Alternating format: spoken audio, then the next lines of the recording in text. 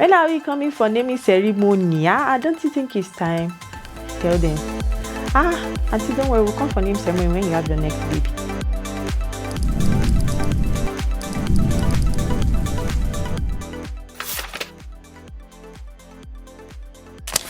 What's up, beautiful people? Welcome to another exciting episode of TTC Diaries with Dr. O. You already know. Today we have a very interesting topic to discuss. In fact, today is sit down and gist session with my TTC moms, okay? Yeah. So basically, I'm sure you must have already seen from the title or the thumbnail that this topic is going to be very juicy. In case you didn't see it, we're talking about how to deal with nosy in-laws, nosy friends, nosy family, nosy people in general, nosy co-workers at work, right? When you're trying to conceive. You know, sometimes when you're trying to conceive, maybe everybody came for your wedding, everything. 1 year later, they are looking, no pregnancy. You know, there are some womb watchers. Yeah, that's what they call them, womb watchers. They'll be using start to monitor you. Every time they see you, they're looking at your tummy. They can't even look at your face anymore. They're looking at your tummy. This girl's tummy is not getting bigger. Or if it's getting bigger, you can hear comments like, this your tummy is growing big. Do we have something in there? Meanwhile, innocent you just finished eating and your tummy was big, right? Some of them will be like, what's happening? 2nd year wedding anniversary. You can't even celebrate your wedding anniversary on social media again in peace because they're like, it's 2 years. Oh, that's true. It's 2 years. No baby yet. What are you guys doing? Honeymoon phase is over. You better get busy. You better get to it. Who told them that you've not been busy? Some others will just come. Hey, I've been thinking that, are you purposely not conceiving? Like, are you trying to wait, right? Are you trying to wait for some time? Let me tell you, the earlier you get pregnant, the better. You better have all your kids while you are young. You know, all those kind of silly remarks. And it's like, did I tell you I wasn't trying? Sometimes, let's not get it twisted. Some people, that is genuine family that care about you and care about your well-being. Sometimes they ask questions out of love, like, my daughter, what's going on? It's been some time now. Are you not trying to conceive? Are you trying? You know, maybe that's your mom or your mother-in-law, or maybe even just a friend or your sister. Sis, what's happening? Is there anything wrong? You haven't gotten pregnant. Is it that you're not trying? Some might be asking out of love. And you know, some people just don't know how to talk. They don't know how to phrase their questions. Some others, not out of love, they're just being nosy. They just want to know, like, okay, so if I get pregnant, what's your own? Are you going to buy my baby clothes? Are you going to pay school fees? What are you going to do about it? Nothing. So why are you asking, right? So there are different categories of people. When answering the question of, why are you not pregnant? Or are you not trying? Or silly questions like that. First of all, before you know how to handle the person, you need to know, who is this person and where are they coming from? Are they coming from a place of love, like, I'm concerned, I want to help you? Most times family members come from that, and true friends. Or are they coming from a place of nosy, like, what's going on? I'm a bo. They don't have anything to contribute. They don't want to do anything. They just want to know.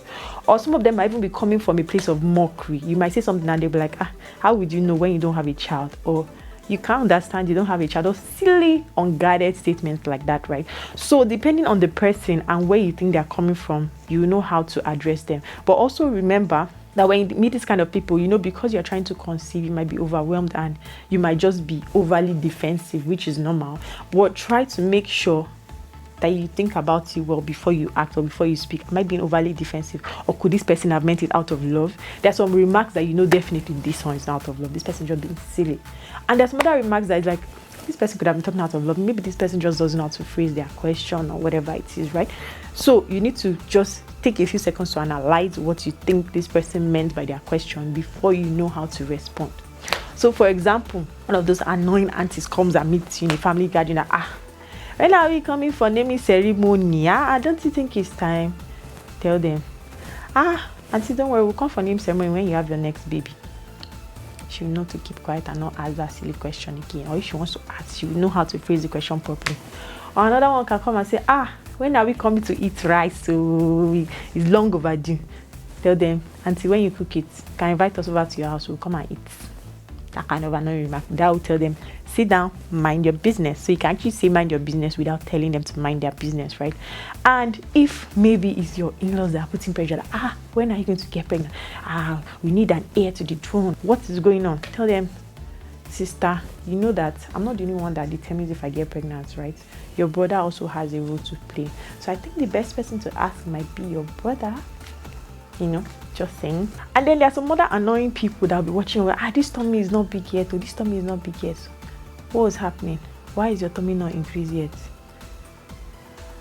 Let them know My tummy has not been increased yet because I'm trying to maintain a flat tummy. Come and beat me, I'm in my house.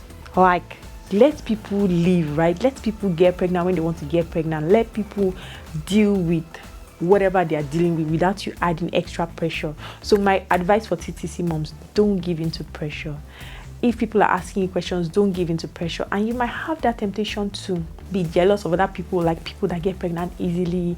You can see your co-workers, maybe you got married 3 years before them and then they just got married last month and they're already pregnant. And you're like, why is it so easy for them and why not for me? Why can't I be like this? Right? So you don't have to hate yourself. You don't have to be envious of others, right? When you see other people that are pregnant, rejoice with them. Help them in any way you can. You are channeling positive energy towards yourself, and your baby is also going to be here soon, right?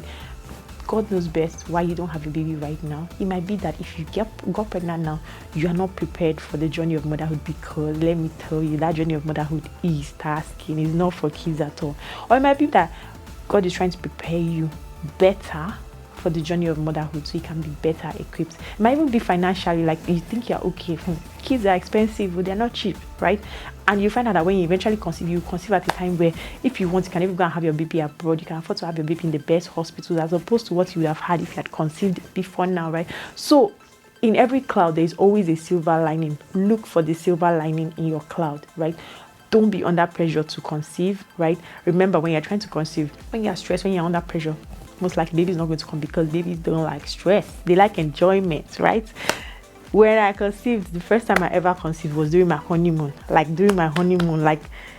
the baby just said, man, I must come and join this enjoyment. Is this how these people will be traveling all the time? Like myself, I must join. Baby just entered. So babies like enjoying. When they see that you're enjoying, you're having the time of your life, traveling from place to place, you and your husband are having fun. Babies like, I need to come and join in this fun.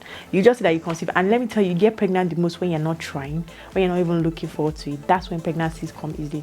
But have you noticed that sometimes when you're trying so hard to get something, that's when you don't even get it. But when you're just like, you know what, whatever, come whenever you like, that's when you're going to get pregnant. So don't put pressure on yourself. Don't have sexual intercourse all the time with the mind of, I want to get pregnant, I want to get pregnant. Yeah, I know we said timing is important. Have intercourse at the right time, during your ovulation, during your fertile window. That's correct. But at the same time, when you're having intercourse during that time, make it fun. Don't make it all about having babies. Make it about having fun with your partner, you know. Don't make sexual intercourse become a chore just because you're trying to have babies, to the extent that you now become stressed, right? That's not going to do you any good, right? So in summary, all I'm just trying to say is people should mind their business. You don't owe anyone any explanation as to why you're not pregnant or when you choose to get pregnant. Always remember that you don't owe anyone any explanation, right? Before you answer any of those prying questions or snide comments or remarks, try and see where the person is coming from. Are they coming from a place of love, or are they just being silly, right? And that will determine the response you will give them, right? But don't become overly defensive to the point where even people that are trying to help you become so defensive and then you now push them away, right?